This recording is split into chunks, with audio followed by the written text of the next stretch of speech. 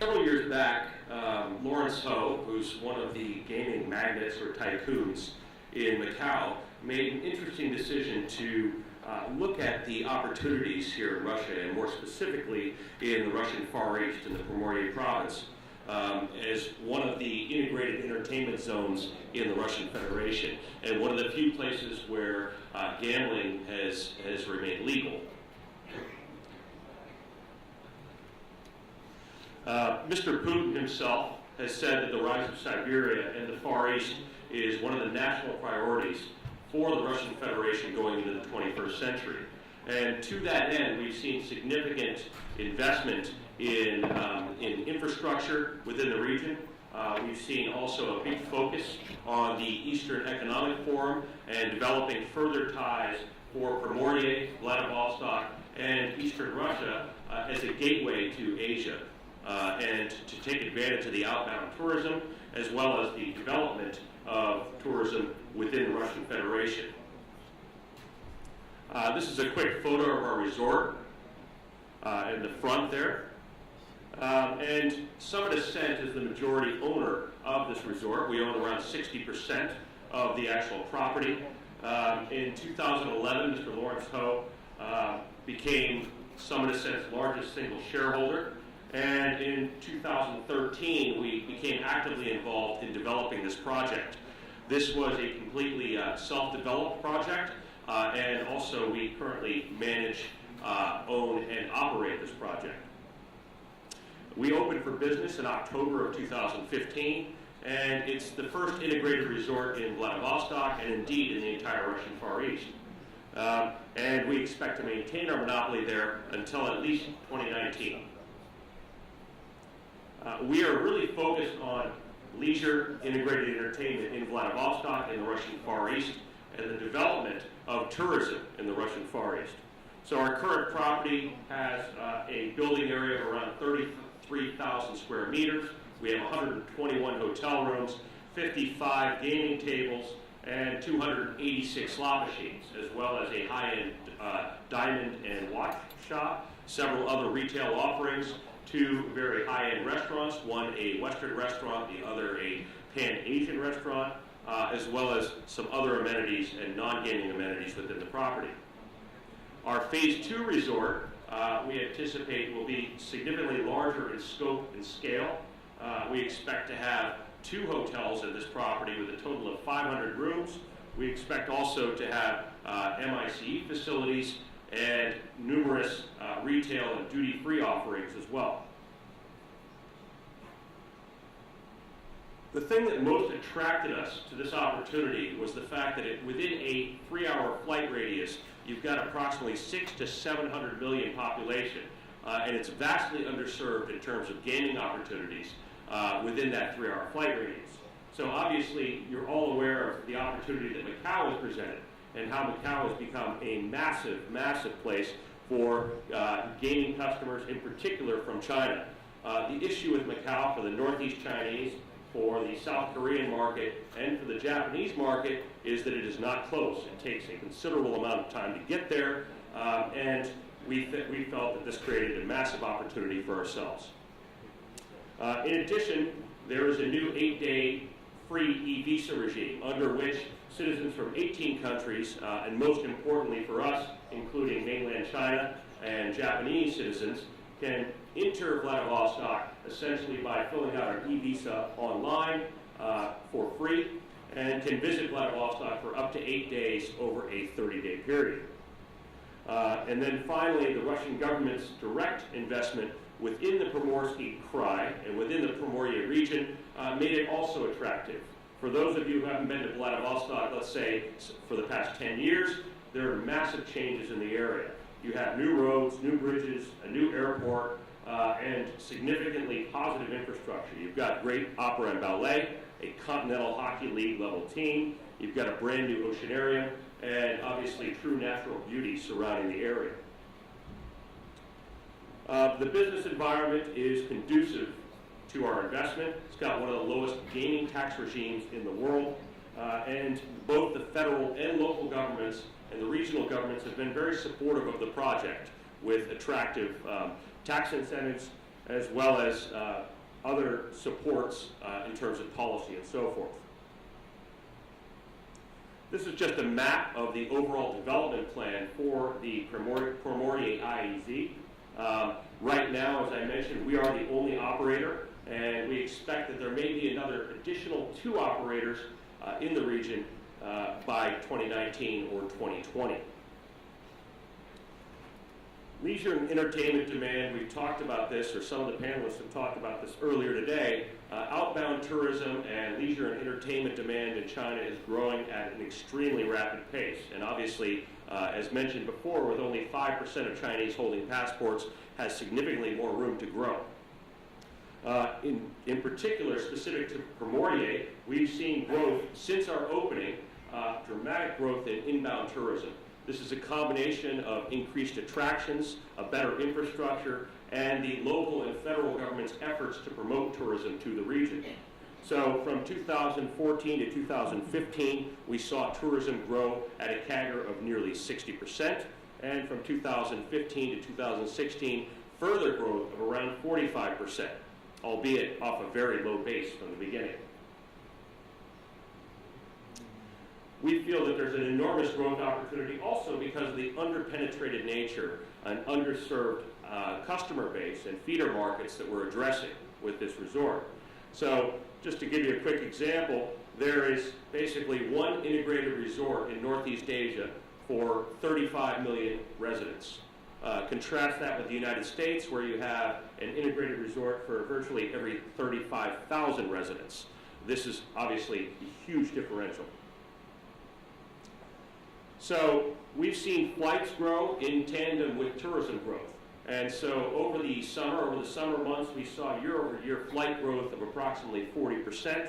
And then in October specifically, we saw flight growth of 36% year-over-year. So the connectivity, the additional flights are also aiding in the growth of tourism.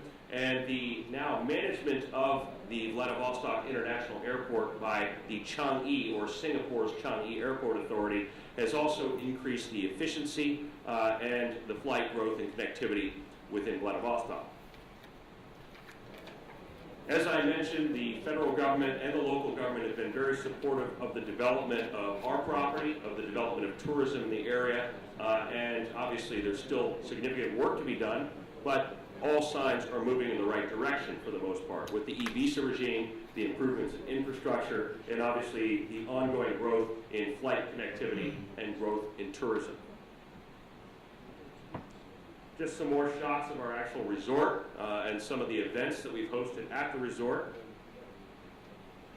I should mention very quickly, to toot our own horn, that we were also one of the finalists in the 10 hotels that are in the Russian Federation to be nominated for the best hotel in Russia.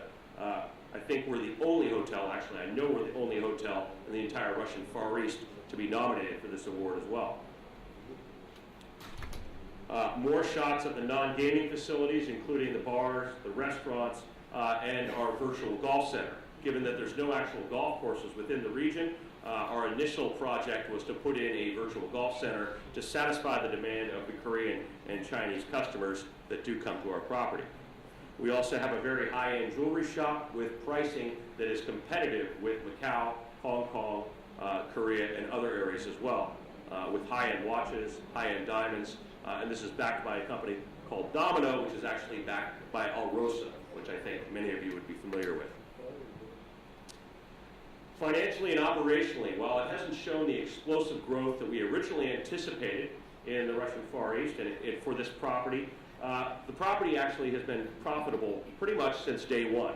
And we continue to see good growth on a year-over-year basis and a Q-over-Q basis for the most part, with obvious seasonality in our low season being during the winter months when it's extremely cold and you have less flights, and our peak seasons obviously being during the summer months when you have more flights and more pleasant weather.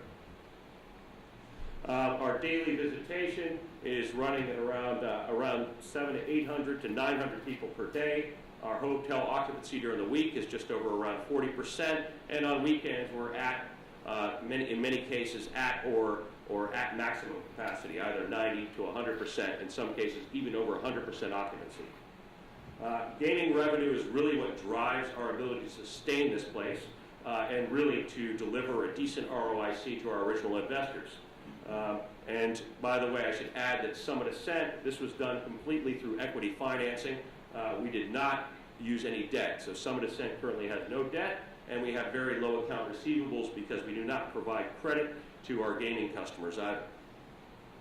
Obviously, the other revenue in terms of retail, sportsbook, etc., is insignificant at this point, but it is growing. Our F&B revenue, now that we have the product mix properly done in our restaurants, seem to be showing good improvements as well. So we had our phase one resort. Our phase one CapEx was nearly $200 million US. And as I mentioned, this was all equity financing, and we ourselves contributed $120 million approximately towards that development.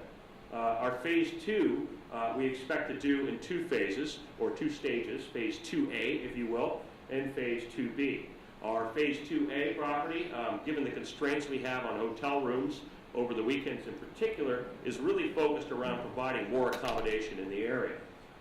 And not to cannibalize our existing property, we will only open approximately half the gaming floor, utilize the other half of the gaming floor for a temporary MIC facility, or meetings, incentives, conventions, exhibitions, for those of you who are not familiar with the term. We expect to have 300 rooms there, as I mentioned, a couple more restaurants, a Korean and Chinese restaurant, a casual food dining court, another bar, and another sky bar, duty-free shopping in a larger way, and as I mentioned, the temporary exhibition concert center, VIP salons with approximately 50 tables, and a small mass floor with 25 mass gaming tables and 200 slot machines, as well as a spa and a gym. Our phase 2B property, we expect to be a very high-end boutique hotel with approximately 200 rooms, at which point we would open up the remainder of the gaming floor and have a proper MIC facility for concerts, banquets, weddings, exhibitions, and so forth. And the exhibition space in Primorye right now is currently lacking. The Eastern Economic Forum and any other major events are currently always held at the Far East Federal University, which in itself is a beautiful venue, but it's not satisfying the demand currently. These are some renderings for our phase 2 design. And again, we anticipate opening this. Our current target date is the second half of 2019, although that very well could, is a moving target, as you know, with developments, and very well could move into the following year as well.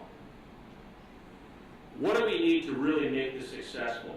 Obviously, we need ongoing growth in tourism. We need ongoing growth and improvements in the infrastructure. We need ongoing growth in the flight connectivity to our feeder markets. We also need a feasible foreign exchange regime. Currently, our gambling customers actually have to exchange currency at a bank and then exchange that into rubles. They then take the rubles over to the cage to exchange that into chips. Once they've played with those chips, whatever chips they have remaining, they have to exchange it again back into rubles and then take those rubles and exchange it back into the foreign currency. This is not an efficient way of handling the foreign exchange. And so we are currently lobbying the government to enable us to accept foreign currency directly at the cage, thereby eliminating that friction and almost 2% loss from the foreign exchange process, I should say.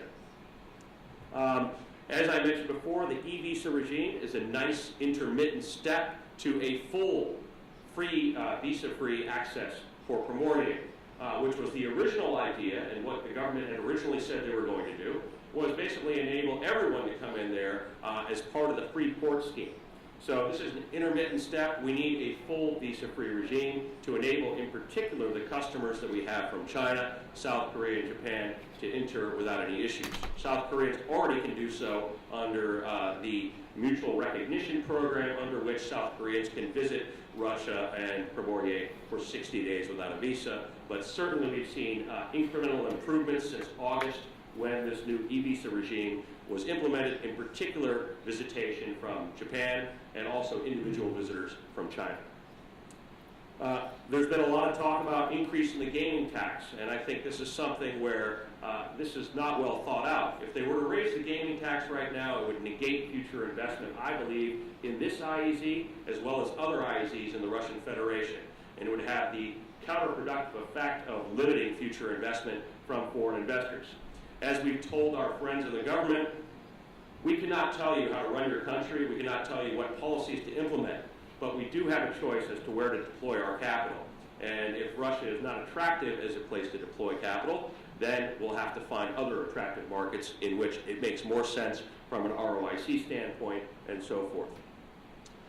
We need further crackdowns and shutdown of the illegal casinos and internet slot parlors that are throughout the region and indeed throughout the entire Russian Federation.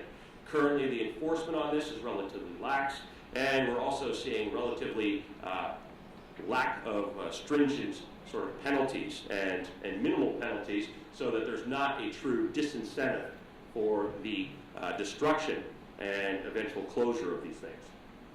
And then finally, we need ongoing improvements in infrastructure and tourist attractions. And that is one area where we're quite pleased with the progress that's been made in Primorye.